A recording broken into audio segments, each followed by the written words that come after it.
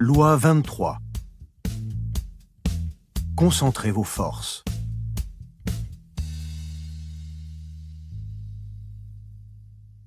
Principe. Économisez vos forces et votre énergie en les gardant concentrées à leur niveau le plus élevé. On gagne plus en exploitant un filon riche et profond qu'en faisant de l'orpaillage. L'intensif l'emporte toujours sur l'extensif. Quand on recherche des sources de pouvoir pour s'élever, il faut se trouver un maître de poids, une laitière bien grasse qui donnera du lait longtemps. Violation de la loi. Au début du VIe siècle avant Jésus-Christ, le royaume chinois de Wu déclara la guerre à ses voisins, les provinces du nord de l'Empire du Milieu. Wu était une puissance grandissante, mais qui ne possédait ni la grande histoire, ni la civilisation raffinée de l'Empire du Milieu. Celui-ci, depuis des siècles, constituait le cœur de la culture chinoise. En remportant la victoire sur l'Empire du Milieu, le roi de Wu deviendrait immédiatement un personnage historique. La guerre commença par une série de triomphes, puis s'enlisa. Une victoire sur un front laissait les armées de Wu vulnérables sur un autre. Le principal ministre et conseiller du roi de Wu, Wu Zixu, l'avertit que l'État barbare de Yue, au sud, connaissait l'affaiblissement de Wu et projetait de l'envahir. Le roi se contenta d'en rire. Encore une belle victoire et le grand empire du Milieu serait à lui. En 490 avant Jésus-Christ, Wu Zixu envoya son fils au royaume de Tsi pour le mettre à l'abri. C'était pour faire savoir au roi qu'il désapprouvait cette guerre et que la folle ambition du monarque conduisait Wu à sa perte. Celui-ci, croyant à une trahison, fit arrêter son ministre, l'accusa de manquer de loyalisme et, dans sa colère, lui ordonna de se suicider.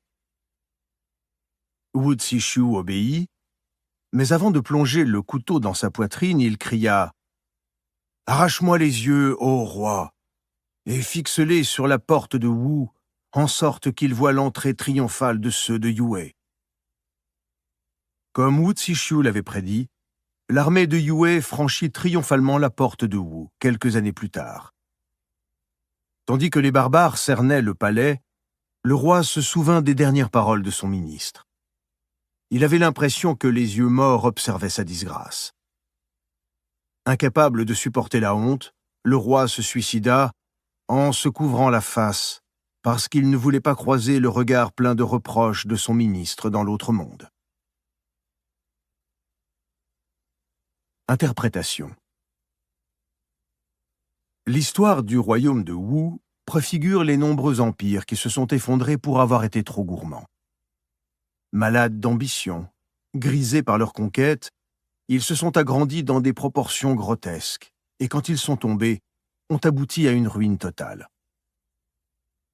C'est ce qui s'est passé dans l'Antiquité pour Athènes qui convoitait la lointaine Sicile et finit par tout perdre. Les Romains, eux aussi, avaient étendu la Pax Romana à d'immenses territoires, derrière des frontières interminables, trop vulnérables aux assauts des tribus barbares. Pour les Chinois, le sort du royaume de Wu sert de leçon élémentaire. Voilà ce qui arrive lorsque l'on disperse ses forces sur plusieurs fronts, perdant de vue les dangers à long terme, à la recherche d'un profit immédiat. Si vous n'êtes pas en danger, écrit Sun Tzu dans l'art de la guerre, ne combattez pas. C'est presque une loi physique. Ce qui est démesuré finit inévitablement par s'effondrer. L'esprit doit se retenir de vagabonder de but en but, et le succès ne doit faire perdre de vue ni l'objectif, ni le sens de la mesure. Ce qui est concentré, cohérent et éprouvé par l'histoire a du pouvoir. Ce qui est dissipé, divisé, distendu, se désagrège et tombe. Plus un succès est démesuré, plus dure est la chute. Respect de la loi. Les Rothschild, famille de banquiers, ont connu des débuts modestes dans le ghetto juif de Francfort, en Allemagne. Les dures lois de la ville empêchaient les Juifs de se mêler à la population en dehors du ghetto, mais les Juifs les avaient tournés à leur profit. Ils ne comptaient que sur eux-mêmes et préservaient jalousement leur identité culturelle. Mayer Amschel, le premier des Rothschild à s'enrichir en prêtant de l'argent à la fin du XVIIIe siècle, avait bien compris le pouvoir de cette forme de concentration et de cohésion. Tout d'abord, Mayer Amschel Rothschild se mit au service d'une famille noble, la puissante famille princière de Latour et Taxis. Au lieu d'éparpiller sa clientèle, il devint le principal banquier de ces princes. Ensuite, il ne confia aucune de ses affaires à des étrangers, employant uniquement ses enfants et proches parents. Plus la famille serait étroitement unie, pensait-il, plus elle deviendrait puissante. Bientôt, les 5 fils de Mayer Amschel arrivèrent aux affaires. Et quand Mayer Amschel fut sur le point de mourir en 1812, il refusa de nommer un héritier principal et chargea tous ses fils de continuer la tradition familiale. Ainsi, ils maintiendraient leur cohésion et résisteraient à l'émiettement et à l'infiltration par des étrangers.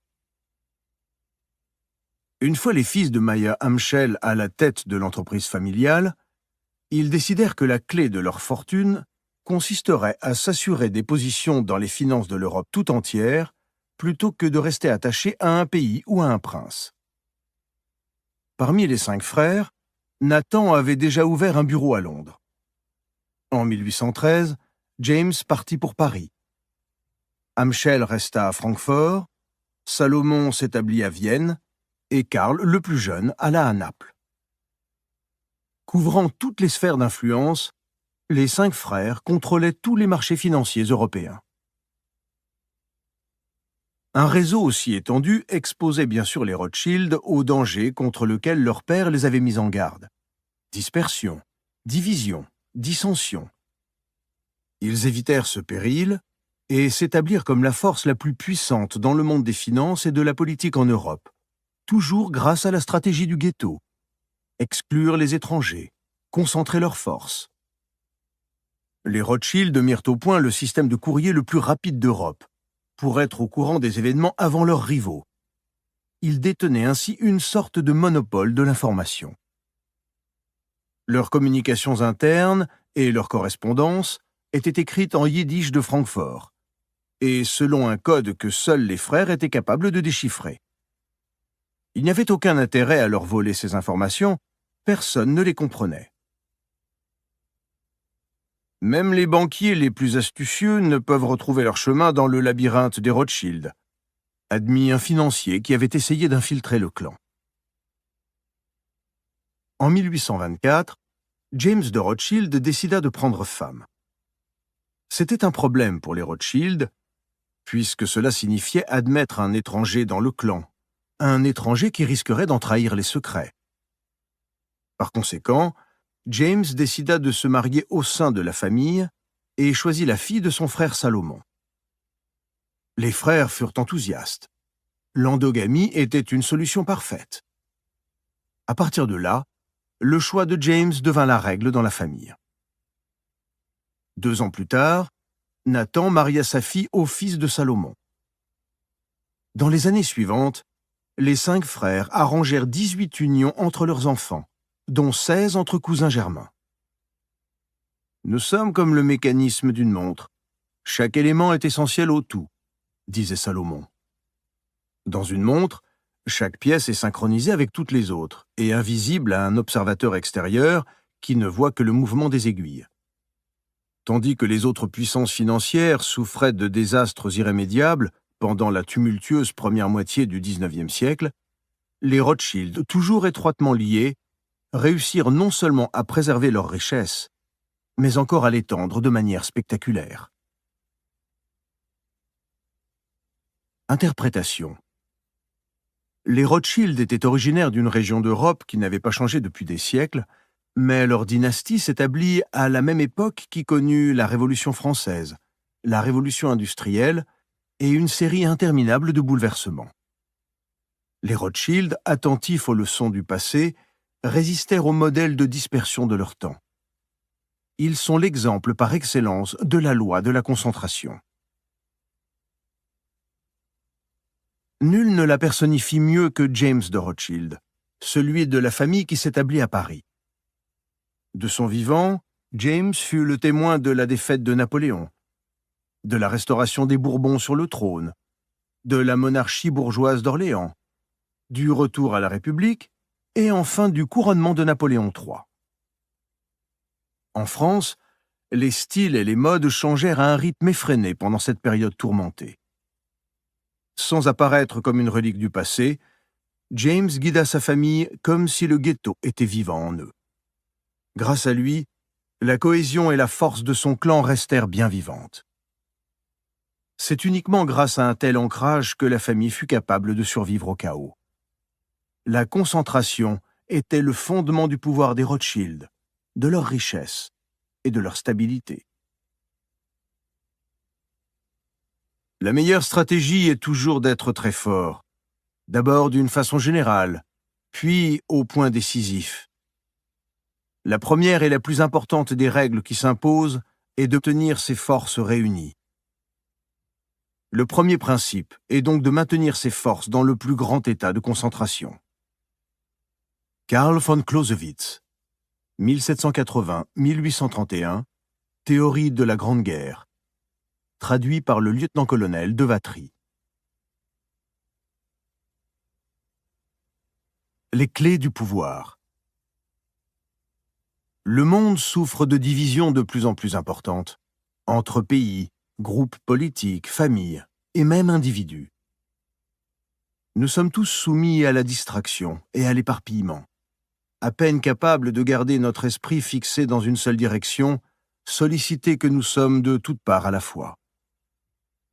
Le monde moderne est plus éclaté que jamais, et chacun a en quelque sorte intériorisé cet éclatement. La solution est une forme de retraite à l'intérieur de soi-même, vers le passé, vers des formes plus concentrées de pensée et d'action. Comme l'écrit Schopenhauer dans ses aphorismes sur la sagesse dans la vie, « Car plus un homme possède en lui-même, moins il a besoin du monde extérieur et moins les autres peuvent lui être utiles. Aussi, la supériorité de l'intelligence conduit-elle à l'insociabilité. » Napoléon connaissait la valeur de la concentration des forces sur le point le plus faible de l'ennemi. C'était le secret de ses succès sur le champ de bataille. Mais sa volonté et son esprit étaient également modelés sur cette notion. Telle une flèche, la détermination à atteindre un objectif, la totale concentration sur le but et l'utilisation de ces deux qualités contre des adversaires moins résolus que soi ou en état de distraction feront mouche à chaque fois et écraseront l'ennemi. Casanova attribuait son succès à sa capacité de se concentrer sur un seul objet jusqu'à obtenir sa reddition.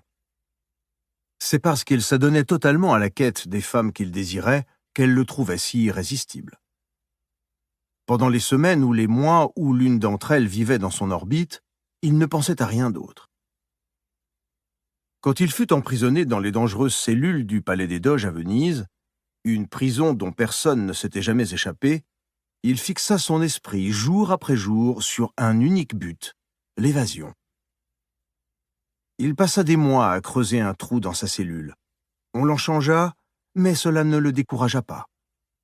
Il persista et finit par y arriver.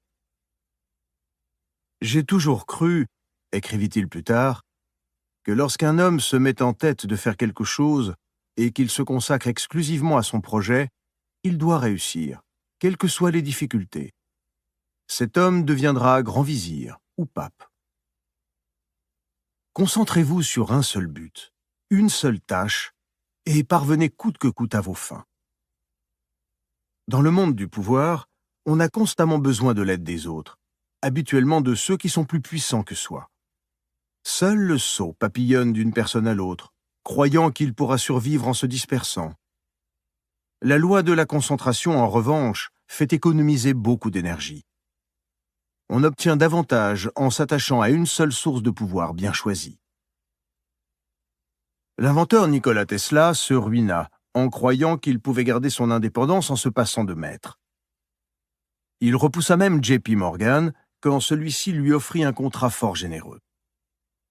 Certes, Tesla n'avait aucun maître, mais il dut passer sa vie à en flatter une douzaine. Il réalisa son erreur trop tard. Tous les grands artistes de la Renaissance durent affronter ce problème, mais nul autant que l'écrivain Pietro Aretino, Pierre l'Arétin. Toute sa vie, Aretino se sentit humilié d'avoir à plaire à tel ou tel prince. À la fin, il en eut assez et décida de rechercher les faveurs de Charles Quint. Il proposa à l'empereur les services de sa redoutable plume et découvrit enfin la liberté que donne l'attachement à une seule source de pouvoir. Michel-Ange trouva cette liberté avec le pape Jules II, Galilée avec les Médicis. À la fin, le maître unique apprécie votre loyauté et devient dépendant de vos services. À long terme, c'est le maître qui sert l'esclave. En vérité, le pouvoir est toujours concentré. Dans toute organisation, il est inévitable qu'un petit groupe tienne les rênes, et souvent ce ne sont pas ceux qui possèdent les titres. Dans le jeu du pouvoir, seuls les sots passent d'une cible à l'autre sans se fixer. Il faut découvrir qui contrôle les opérations, qui est le vrai maître en coulisses. Richelieu le comprit au début de sa carrière politique. Ce n'était pas le roi Louis XIII qui prenait les décisions, mais sa mère. Richelieu s'attacha à elle et fit ainsi une ascension fulgurante jusqu'au sommet. Il suffit de découvrir le bon filon et la richesse et le pouvoir sont assurés pour la vie. Image, la flèche. Vous ne pouvez pas toucher deux cibles d'une seule flèche. Si vos pensées se dispersent, vous ratez le cœur de l'ennemi. L'esprit et la flèche doivent devenir un. Seule cette concentration des pouvoirs physiques et mentaux fera que la flèche atteindra son but et transpercera le cœur. Autorité. La perfection ne consiste pas dans la quantité, mais dans la qualité. De tout ce qui est très bon, il y en a toujours très peu. Ce dont il y a beaucoup est peu estimé. Et parmi les hommes mêmes, les géants y passent d'ordinaire pour les vrais nains. Quelques-uns estiment les livres par la grosseur, comme s'ils étaient faits pour charger les bras, plutôt que pour exercer les esprits. L'extension toute seule n'a jamais pu passer les bornes de la médiocrité. Et c'est le malheur des gens universels de n'exceller en rien pour avoir voulu exceller en tout. L'intensité donne l'éminence et fait un héros si la matière est sublime. Balthasar Gracian, 1601-1658, l'homme de cour, traduit par Amelot de la Houssaye. A contrario.